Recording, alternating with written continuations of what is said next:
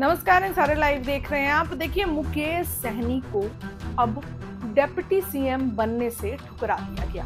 RJD की तरफ से बयान आता है कि डेप्यूटी सीएम कमिटमेंट कर रहे हैं, ऐसा कमिटमेंट मत करें, कोई डेप्यूटी सीएम के सपने मत देखे।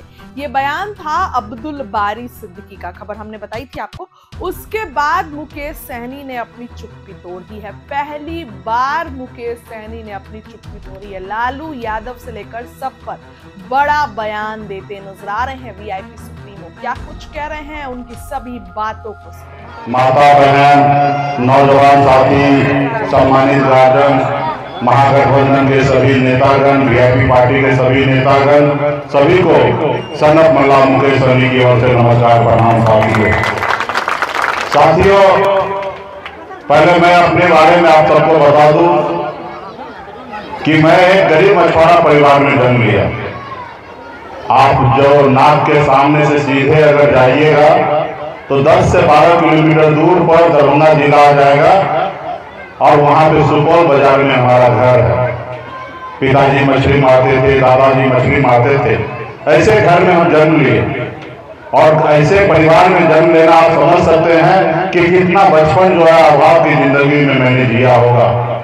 लेकिन मैंने 18 साल की उम्र में, जिस उम्र में बच्चा अपने माँ बाप, अपने रिश्तेदार, अपने गांव में खेलने कूदने का जो उम्र होता है, उस उम्र में मैं अपने घर को छोड़कर मुंबई जैसे शहर चला गया। वहां मजदूरी किया, मेहनत किया। मात्र 900 रुपया महीना, 30 रुपया रोज पर मैं मजदूरी करता था और माता पिता के आशीर्वाद से, संघर्ष के बदौलत, मेहनत के बदौलत मुंबई जैसे शहर, जो बिहार से 2000 किलोमीटर दूर, वहां पर जाकर हमने कामयाबी का झंडा गाड़ा। और जब मैं बिहार लौट के आया तो मैंने देखा लोग चांद पे घर बनाने के लिए सोच रहा है, लेकिन आज भी धरती पर हमारे लोगों के लिए रहने के लिए घर नहीं है। उनके घर पर जाने के लिए रास्ते नहीं है। उनके घर पर सही पानी बिजली का व्यवस्था नहीं है। और फिर मैंने बम्बई का ऐशोआराम जिंदगी को छोड़कर अपने बिहार में निषाद समाज, गरीब पिछड़ा दलित समाज के लिए, उनके हक अधिकार के लिए मैं बिहार में लड़ाई लड़ने लगा। लोग कहते हैं ना कि अपने दिन से जानो पराये दिन का हाल। मैं खुद गरीब घर में जन्म लिया, मुझे पता है कि गरीबी क्या है। आज आप लोग एहसास करते होंगे हमको एक दिन यहाँ पे आने के लिए हमको कितना कष्ट उठाना पड़ रहा है, कितना तकलीफ उठाना पड़ रहा है। आप अपनी पूरी जिंदगी को बिता रहे हैं इसी जगह पे, तो इसके लिए मुझे पता है कि आप कितने तकलीफ में रह रहे हैं। और इसी के लिए मैं आज लड़ाई लड़ रहा हूं अपने लोगों के लिए, अधिकार के लिए। साथियों, इस देश में ये देश पहले गुलाम था। आपके पूर्वज, हमारे पूर्वज ने पौने 200 साल तक, चाहे वो हिंदू हो, मुस्लिम हो, सिख हो, ईसाई हो, सभी जाति, सभी धर्म के लोगों ने अंग्रेज से पौने 200 साल तक लड़ाई लड़ा। और लड़ाई के बाद देश आजाद हुआ और आजादी के बाद बाबा साहब भीमराव अम्बेडकर ने एक संविधान बनाया। आजादी से पहले राजा का बेटा राजा हुआ करता था। रानी के कोख से जो बच्चा जन्म लेता था वही राजा बनता था। लेकिन आजादी के बाद बाबा साहब भीमराव अम्बेडकर ने संविधान में बताया कि अब राजा का बेटा राजा नहीं बनेगा। अब इस देश में राजा वो बनेगा जिसके पास वोट गिराने का ताकत होगा, वोट होगा, उस देश का राजा बनेगा। चाहे वो गरीब मजदूर का बेटा हो या किसान का बेटा हो या अमीर का बेटा हो या गरीब का बेटा हो या मछुआरा का बेटा हो, अपने वोट के दम पर राज्य का मुख्यमंत्री हो, देश का प्रधानमंत्री हो या वार्ड का सदस्य हो या मुखिया हो, अपने वोट के दम पे बनेगा। आपके पास, हमारे पास एक बड़ा शक्ति दिया, ताकत दिया। वो ताकत वोट गिराने का है। चाहे इस हिंदुस्तान के सबसे अमीर व्यक्ति, चाहे वो मुकेश अंबानी क्यों ना हो, उसका वोट अगर गिरेगा, उसके वोट का भी वैल्यू एक होगा और आप गरीब मजदूर का भी वोट का कीमत एक ही होगा। साथियों, ये ताकत आपको मिला और जिन लोगों ने ये ताकत को समझा, उस समाज को, उस व्यक्ति की जिंदगी में उजाला आया। जिसने इस वोट को, ताकत को नहीं समझा, उसके भविष्य जो है अंधकार में रहा। जिन्होंने इस वोट को 500 रुपया में दारू के बोतल पे जिसने बेचा, उसका भविष्य बेहतर नहीं हो सकता है। जिन्होंने इस वोट को ताकत को समझा, वो आज देखिए बहुत आगे निकला हुआ है। तो इसलिए साथियों, आप अपने वोट को ताकत को समझिए।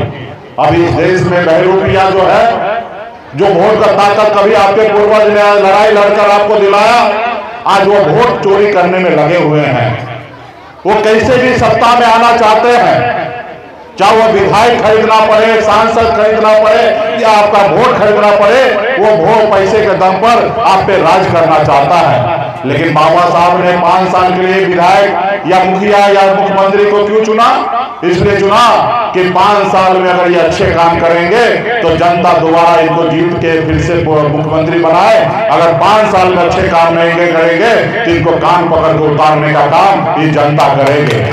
क्योंकि इस लोकतंत्र में जनता जो है वो मालिक है। चाहे वो सीएम हो या पीएम हो या विधायक हो, सांसद हो, वो मालिक नहीं है, वो आपका नौकर है। लेकिन आज आप अपने आप का एहसास को भूल चुके हैं। आपको पता ही नहीं कि आपके पास ताकत क्या है। जैसे हनुमान जी को पास अपरंपार शक्ति था, लेकिन उनको एहसास नहीं था कि मेरे पास कितना शक्ति है, मेरे पास कितना ताकत है। जब उनको याद दिलाया गया कि हे प्रभु, आपके पास अपरंपार शक्ति है, आप 7 समुद्र पार जाकर रावण को लंका जला सकते हैं। जब हनुमान जी को एहसास हुआ तो 7 समुद्र जाकर रावण को लंका जलाने का काम किया। वही शक्ति इस देश के किसान, मजदूर, पिछड़ा, अति पिछड़ा, अल्पसंख्यक, तमाम गरीब जाति के जितने भी लोग हैं, उनके पास, आपके पास ताकत है। कितना भी हिटलर क्यों ना हो जाए दिल्ली में, उसको कुर्सी से उतारने का ताकत जो है वो किसी पैसे वाले में नहीं है, आपके वोट में है साथियों, आपके वोट में है वो ताकत। लेकिन उस वोट को सही से इस्तेमाल करना पड़ेगा। आज आप कल्पना कीजिए, गरीब, पिछड़ा, दलित के पास अगर वोट गिराने का अधिकार नहीं होता तो क्या लालू प्रसाद यादव जी एक पिछड़ा का बेटा मुख्यमंत्री बनता? नहीं बनता। अगर वोट गिराने का ताकत गरीब, पिछड़ा, दलित के पास नहीं होता तो उत्तर प्रदेश में दलित की बेटी 4 बार मुख्यमंत्री बनी, वो मुख्यमंत्री नहीं बनती। अगर वोट का अधिकार नहीं होता तो स्वर्गीय रामविलास पासवान देश के बड़े नेता नहीं बनते। अगर वोट का हमको अधिकार नहीं मिलता तो नीतीश कुमार जी बिहार का मुख्यमंत्री नहीं बनते। अगर वोट का हमको अधिकार नहीं मिलता तो एक बाल काटने वाला नाई का बेटा कर्पूरी ठाकुर जी बिहार का मुख्यमंत्री नहीं बनते। ये ताकत है साथियों। अगर हम वोट का अधिकार नहीं होता तो एक मल्ला का बेटा मछली मारने वाला बिहार का मंत्री कभी नहीं बन सकता था साथियों। ये आज हमको जो भी मिला है, ये बाबा साहब भीमराव अम्बेडकर के संविधान में जो ताकत मिला है, जो वोट गिराने का ताकत जो हमको मिला, आज उसी के दम पर हम आज यहाँ पे हैं साथियों।